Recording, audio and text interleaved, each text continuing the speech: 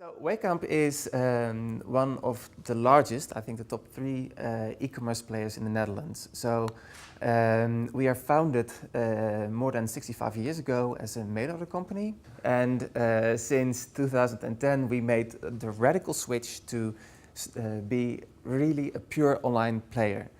And well, we are still here and I think we are really successful in the Netherlands. So it did work out for us.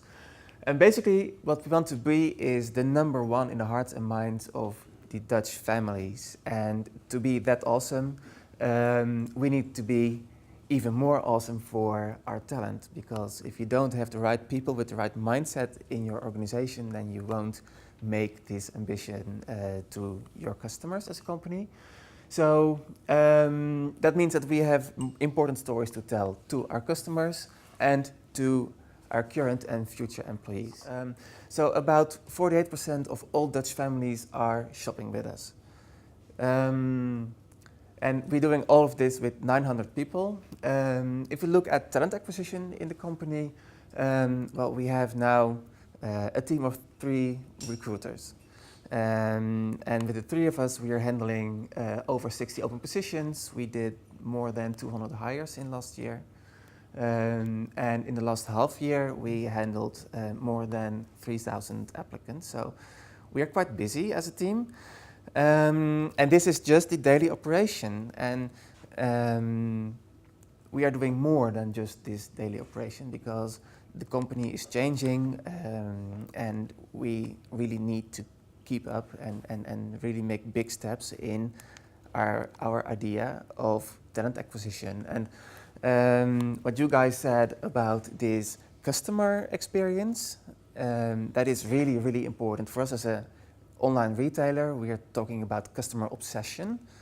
And we think that same goes for the candidates. So we really want to have this candidate obsession. So really important question in talent acquisition and in using technology and in everything basically is where is our impact? And if you look at, this is sort of the candidate flow. It starts with the application, it starts with the recruiter screen, some interviews, an offer, and in the end you have the hire of the candidate. And like this is the process that we are all putting people through. But in the end, it is not about the process. It is about all the other things around it that really create impact in having this real conversation with these talents inside and outside the company. So what we thought that really was our impact about is really attract this talent. And I mean, attracting talent outside the company as well as inside the company. So we need to take our role in that. And it is absolutely not in all these process things like scheduling, like digging in data, more scheduling, forecasting, traveling somewhere, and even more scheduling, because that was basically what we did a year ago. And basically what we did was automate as much as possible in these day-to-day process things that doesn't contribute to this impact that we want to have. So that means automated sourcing. Use a tool, use artificial intelligence to get your pipeline filled. We really changed our recruiter screening process, where we first let people come over for a face-to-face interview. We started using video interviews, and then I mean live video, so not these recorded video things, but really live face-to-face interviews with me or my colleagues. As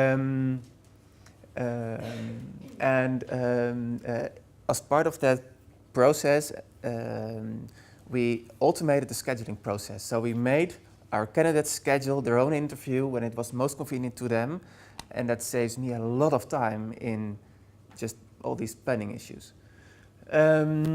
So we implemented a new ATS, that is Smart Recruiters. That was a year ago, and there were some really important things in choosing this ATS, and that is that we had really headaches about scheduling interviews. So we needed something that helped us out in all these planning processes, especially for the more complicated interviews where multiple colleagues need to attend. And we want to have this sort of massive data platform that we can use to look backwards on what we were doing and generate all these KPI dashboards, but we want to look forward as well and use this data for future decisions. And we are using the combination of our ATS and Tableau. I don't know if anyone's familiar with it, but for those who aren't, it is really a data visualization tool. So basically what it does is it pulls all data from a source, for example, your ATS, and you can combine all these data points together to create the insights that you need. And really the specialty of Tableau is that you can combine multiple sources. So we are combining our ATS, we are combining Google Analytics, we are adding some other sources as well, so you can mix and match all these data to get new insights. And well, all these things helped us out a lot because of this automated sourcing and this different approach to this recruiter screening. I was able to double the amount of people that I had contact with, real contact, in about 2/3 of the time. So that was a massive change. I had to schedule a lot of interviews. That took me about 20 minutes per candidate, per couple of interviews. Now it's just under 3 minutes. And we were working on KPI dashboards. We need to recreate them every month over and over again. And because of the lack of a good data source, it took us, well, let's say 2 to sometimes 3 business days to have this dashboard in place. And now it's just one click away. And that gives us the room to go those extra steps in remodeling, in renewing the whole way of working in talent acquisition in the company, because now we have the time for it. So what does it look like in this whole process? Just to give you sort of an idea, we use Entello for this automated sourcing.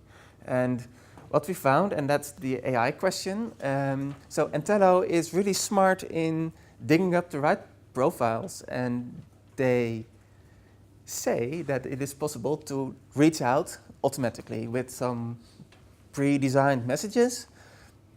So we don't do that. Because yeah, so we don't do that because what you see is that these messages are too generic and not really personal enough, and everybody who reads it sees it instantly. So this is not this candidate experience that you want to have. At least we don't think we want to have this. And their AI is good, but not that good that I trusted enough to let it reach out to people automatically, because there are some false positives in it, and then you are reaching out to the wrong people, and that is even worse. So we use it to really fill the pipeline, but we make the decision to reach out and choose the way to reach out. So this recruiter screen, we are using live video, not recorded video, because that is not interacting. We don't think that it has the right quality in terms of candidate experience. And you really want to have a normal, natural conversation with your talent. So we are using systems that are familiar with them. So think of Skype, Google Hangouts, but what about WhatsApp video or FaceTime? It's a perfect way to reach out, and it is cheap. I mean, everybody has it. For the rest of the process, we're using smart recruiters to take care of all these process things that are important to do, but are not really helpful in stay in contact with the candidate. So smart recruiters does the dirty work. And we have connected it to Exchange and to Tableau, as I told you. So what we are doing right now, as of today, is that we are starting up sort of an NPS interview with our candidates. So we are sending them questionnaires on the quality of the process and on their experience.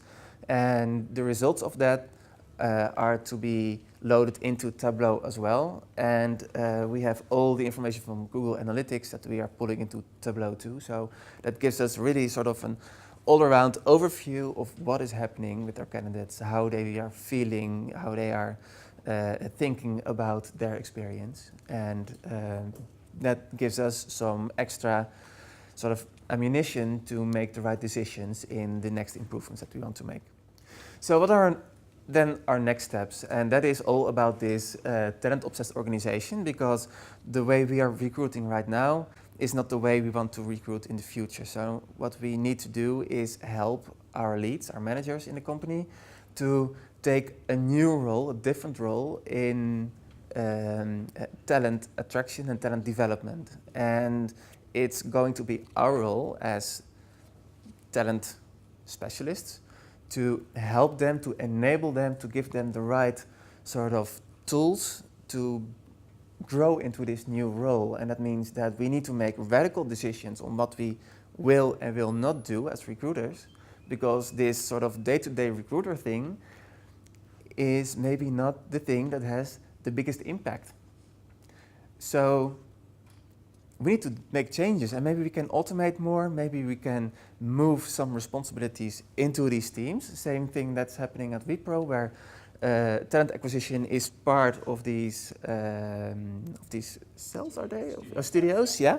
So it's the same kind of thing. The only difference is that we don't have the people to actually put them there.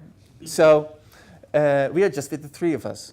So what we are doing is really enabling the team to take that role themselves. And what is really important for us is that we start with the end state. So where we want to be is that these leads in Wehkamp are able to take their role and really have this talent obsession. And then we take the steps back to, okay, where are we now? And what do we need in terms of processes, in terms of technology to get in this end state? And if you have really a crisp overview of this end state, it is really easy to make this decision on what kind of tools you need to do so. And for an example, we wanted to automate our own process. So we went to smart recruiters and we said, well, we need this and this and this and this and this and this. Can you help me with that? And well, the answer was yes in the end. But it started with us that we had this clear overview of what meant success to us. So when do we have this next stage that we want to reach? And then we roll backwards and we really can help all vendors and all people outside in the world in making the right proposition, giving the right suggestions and helping us with the right tools if we need so. So that was another question, like how do you do this on a budget, and how do you get buy-in in making the right choices for technology? Well, if you know the end state and you know where you want to be as a company and you have sort of agreement on that, then it is sort of a given that you need the extra tools and changes in the company to reach this goal that you all agree to. So then the business case is really, really easy to make. If you don't have this end state, it is a big fight to come to some kind of business case, because you don't really know what your end state is going to be. So then it's getting really fuzzy and you need to do difficult things to come to a business case.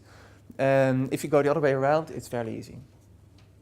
So what it all comes down to is what is really the change you want to make as a company, what is the end state, and take it from there. And technology is not the end state itself. It is a tool. It's just a tool, and it's going to help you in a certain way. And if it's going to be AI, it is AI.